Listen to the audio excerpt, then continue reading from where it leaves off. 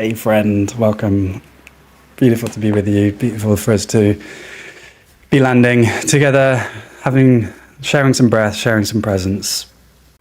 I want to share a fun story. I always love sharing stories. When we are on our spiritual path, we recognize that we are a manifestation of the mysterious intelligence of the universe. And we've called it many different names over history. The scientists would call it the forces of nature. A Christian may call it God, a Muslim Allah, and the Taoists, they called it the Tao. And we all emerge from this mysterious intelligence. We have a sacredness and a beauty, and a word like divinity is what resonates with me. You know, a value that we have that comes from our being, not what we do. And yet we forget that. It's so easy to forget. And here's a fun story of why sometimes we do need to put work into remembering who we are. So there was once a monk who lived in a monastery for 10 years and then decided to leave that monastery and then go travel to a new monastery. The monk arrived at the new monastery and went up to the head monk, the abbot, and they sat down for tea. And the head abbot said, "Okay, so where have you been?" And the young monk said, "Well, I've been learning with Master Huizi for the last 10 years. And the abbot was impressed. Master Huizi was indeed a great teacher. And the abbot asked, "So what did you learn from that 10 years in the monastery? What did you gain?" And the monk said, "I gained nothing, because I had nothing lacking before I went to the monastery." And the abbot said, "Well, why did you go to the monastery if you had nothing lacking?" And the young monk said, "Well, if I hadn't gone, I wouldn't know that there was nothing missing."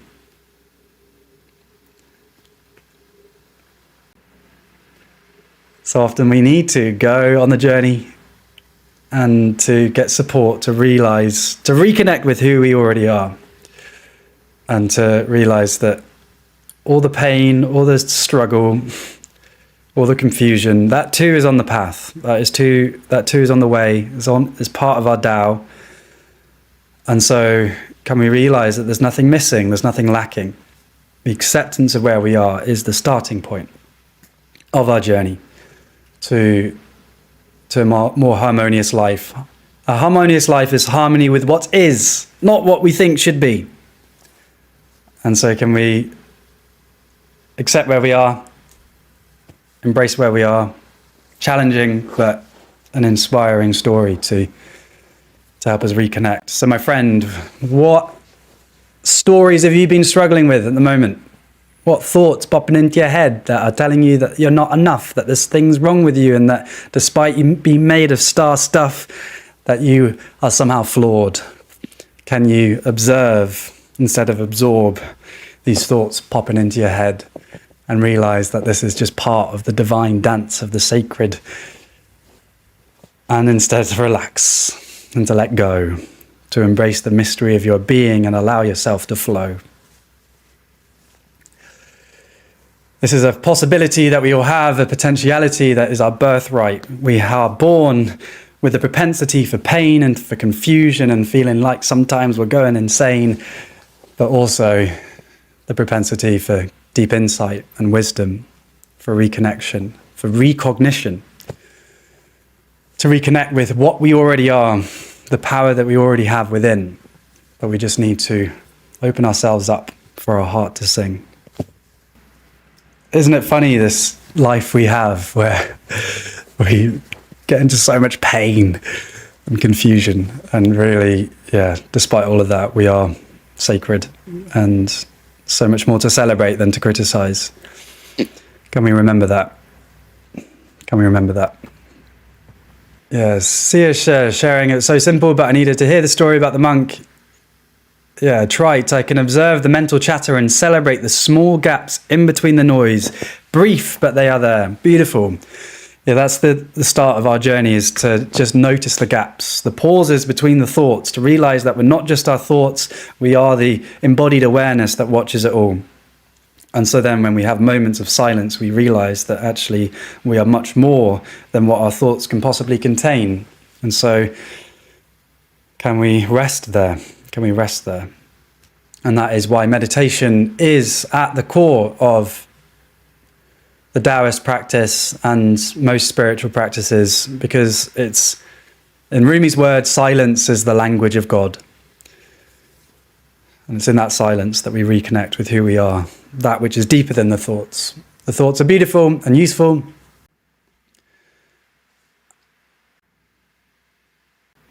Yeah. Matty sharing, observe instead of absorb. And hopefully you've seen that video of me wearing the sticky hat, and I need to have it to hand because I enjoy wearing it because it's very silly. But the sticky hat where I have like a Velcro hat on, and then I have the balls as thoughts popping into our heads. And thoughts are just an experience arising in our awareness. And we don't need to identify with them. We don't need to attach them to the story of who we are. We don't need to absorb them. We can just observe and let them go. And that is the skill that we develop with meditation, to develop that ability to observe and not absorb, to observe and let go, and to choose our response to the thoughts that pop into our heads. So you have the freedom and power to do that, my friend, and to connect with that power, we need a daily meditation practice. That's really how we deepen that capability to observe. Because like any muscle, it needs to be exercised in order to strengthen. And so when we sit for 10 minutes a day, 2 minutes a day, 20 minutes a day, and we just, with kindness, watch all that arises, that's when we develop that ability to observe without latching on, absorbing. Loa's got a beautiful question. How to not be afraid of who you really are, want to do, and what other people think. How to have confidence to move forward and not think negatively or procrastinate. How to stop deviating from your path. Thank you for your questions. So how do we accept who we are with confidence, and to not be as bothered by what other people think about us, and to trust our path, and to not get lost in distraction? These are the magic questions, and again, you're the one with the power, and you've got to connect with this for yourself. Lao Tzu's got some fun things on this. So, the Tao is the way, so it's the word for the way of nature, as big as the great mysteries of our consciousness and everything, life and the universe. Understanding the Tao can help us understand the grand ways of nature. But the Tao also refers to our way through our own life, our path. And so Lao Tzu says, the Tao is like a wide highway. The going is easy, yet most people prefer the side routes. So actually, to be on our way is easy, but we get caught in the paths and in the nettles. So again, like the story earlier, first of all, recognizing that feeling of loss, being lost and procrastinating and feeling like you're not in your flow is part of the flow. Challenging idea. But can you, I shared yesterday that I've got lots going on. I've been working on the film and working on the retreat for next week, which I'm super excited about, and was holding a lot in my head because there's just so much that I'm doing, and it's all beautiful things I'm excited about, but it's been a lot.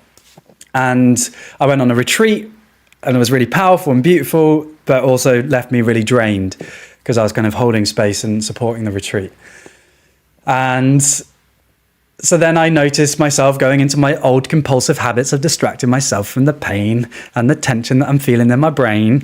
And I would notice myself going and buying vegan treats and overeating in order to sedate myself and to try and find some pleasure to comfort myself. I am at the stage of my practice where actually most of the time, I'm in flow, and those days are less and less. But I still have those days, but what I can perceive now in my practice is that, okay, I'm doing the distraction thing. I am doing the overeating and emotional comfort eating thing. And so the awareness of where we are on our path is the starting point of our movement into the wider path. So, if we're stuck in the nettles, or if we're stuck in the side path, just recognizing that we're there and accepting that, okay, this is where I'm at, is the start of coming back onto the main road. Because if we beat ourselves up, I'm weak, I'm not good enough, I get distracted so easily, I procrastinate, I'm not good enough. That's just like basically digging your hole and then smothering yourself with nettles and just like wallowing in that. And so that's how we get stuck. So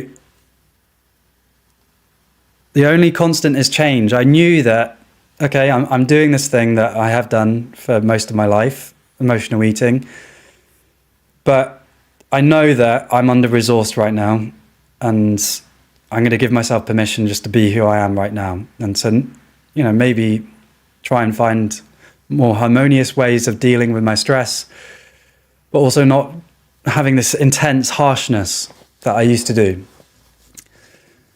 So that's the first invitation is, and again, coming back to that story, the monk was in the monastery for 10 years, goes to a new monastery. The monk says, all right, what did he learn from those 10 years of being in the monastery? And the monk said, I learned nothing because I wasn't missing anything. And the monk said, the head monk said, well, why did he go for 10 years? And the monk said, well, if I hadn't gone, I wouldn't have realized nothing was missing. So the hard bit, and the bit that comes from the practice, is to realize that you being lost is exactly where you're supposed to be. That is the totality of your life experience and your natural gifts is where you are right now. So can you acknowledge that? Send love to that where you are right now. So then that deals with, coming back to your question, how to not be afraid of who you really are and what you want to do, because who you really are is you feeling stuck, you feeling sad, and also the great potential you have within you for a harmonious life, a peaceful life, and wisdom and insight. So, you hold all of that potentiality within you. And so if you can connect with the great, powerful statement of I am enough just as I am. Do you want to try saying that with me? I am enough just as I am. I accept where I am. Can you say that with me? I accept where I am. I'm going to send love to myself for where I am right now.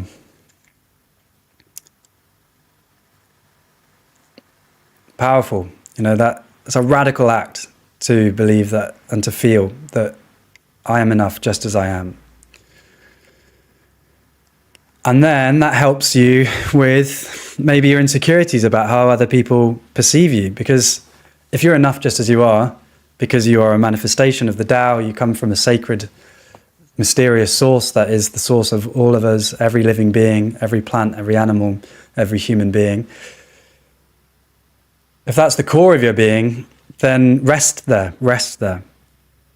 How could other people's judgments possibly capture that? So, hopefully that's helped with how to not be afraid of who you really are and what other people think about you. And then having the confidence to move forward. So if that's the grounding point from where you are, you've acknowledged where you are, you've sent love to where you are, okay, suddenly you feel more resourced because you're not fighting yourself. All of this fighting that we do is just a waste of energy. And if you soften around that, I'm enough just as I am, you've got more energy to then channel that into the things that you want to do. And then, the timeless, simple, but transformational wisdom of take each step as it comes, day by day, step by step. Don't put pressure on trying to achieve big things that are just constructs in your head. What can you do now? What can you break down? Momentum is the key thing to develop, momentum. So once you start stepping, then you start, stumbling forward and suddenly you're in motion, you're moving again. And so what's the smallest action you can take? So if you're feeling a bit stuck right now, just taking a moment to reflect right now. What's the smallest action you could take to get moving?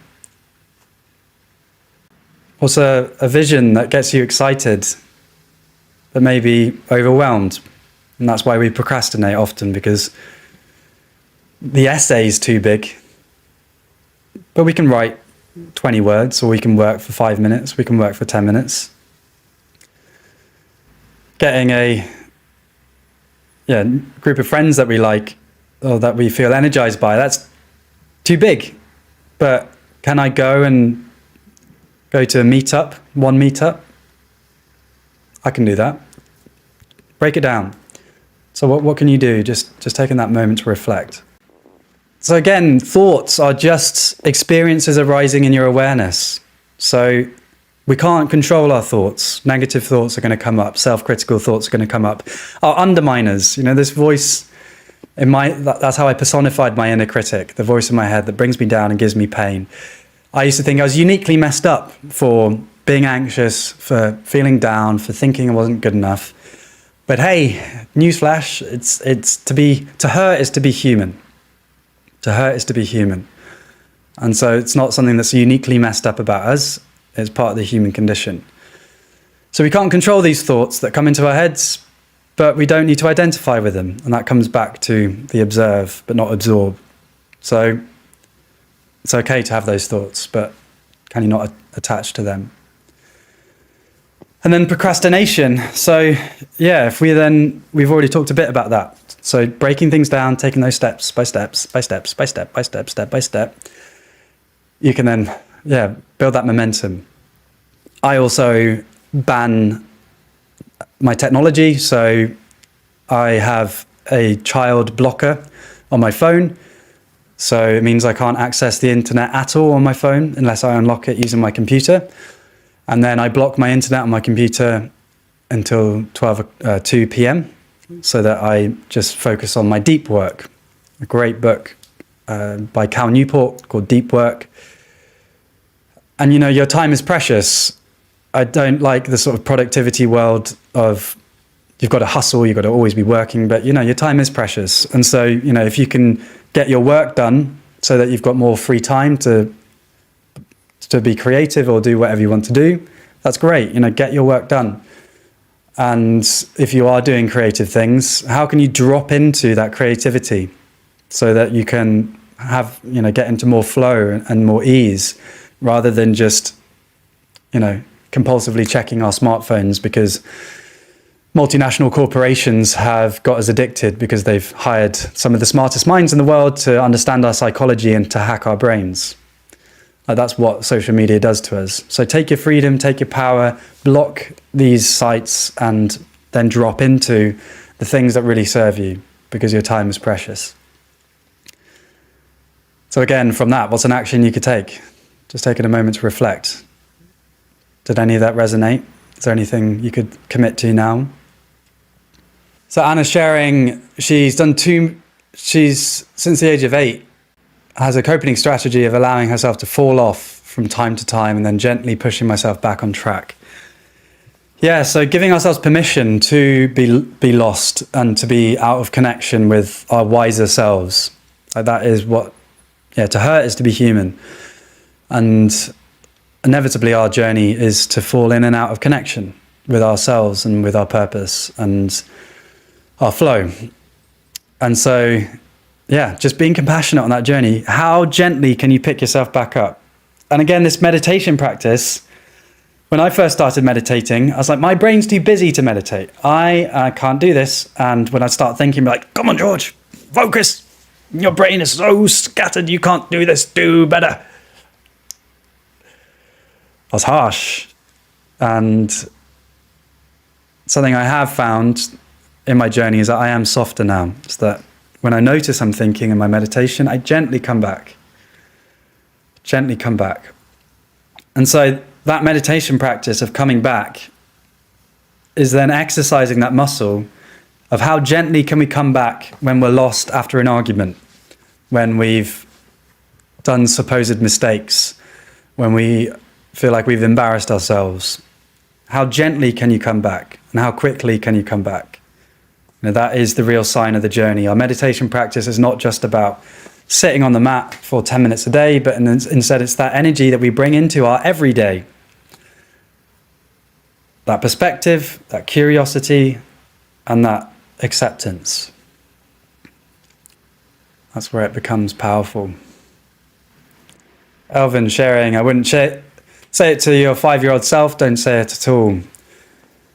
Yeah, so if any of you are coming on the retreat, and if you come to any of my ecstatic Tai Chi sessions, which I'm sharing more at different festivals in the summer, Medicine Festival, if you're going to come to the UK, I'm sharing, and Love Jam.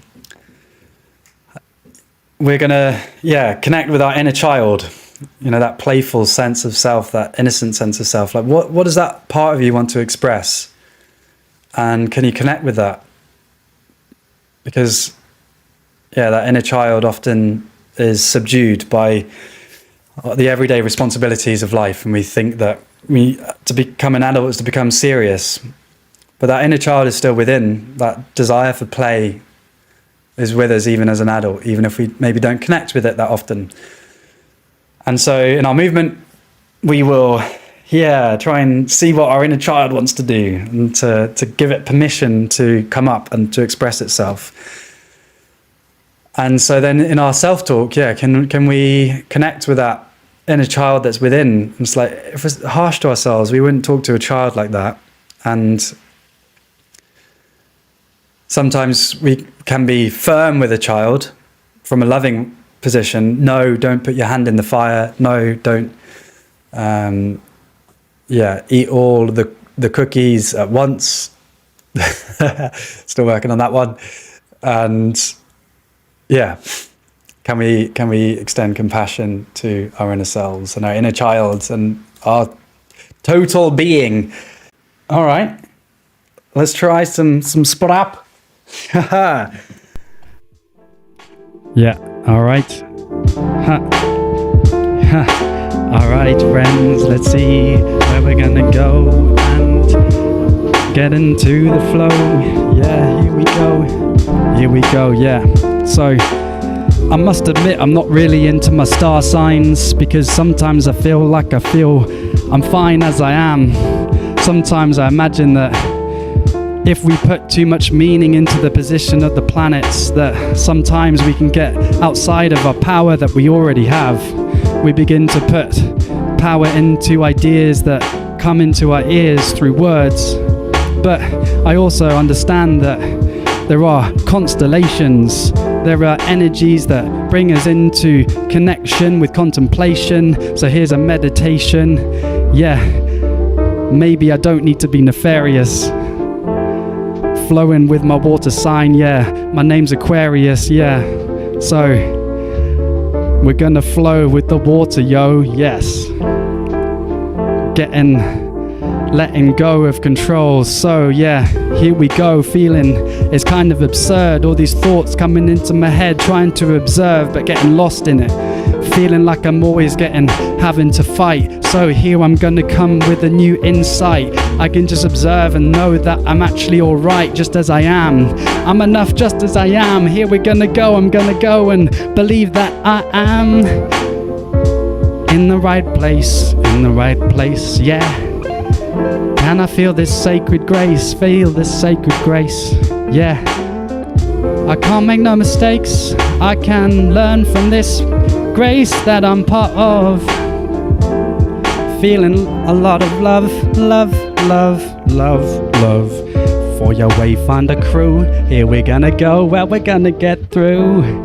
Aquarius control, observe insight and grace. Can we give ourselves permission for the messiness, okay?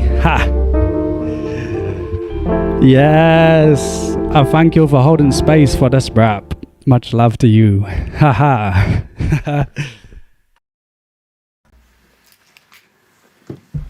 There we go, some sprap for ya.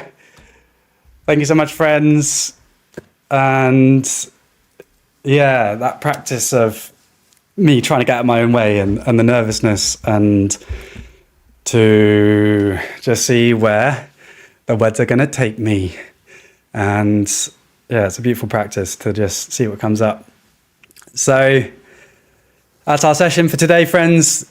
As always, sending good intentions your way. And thank you as always.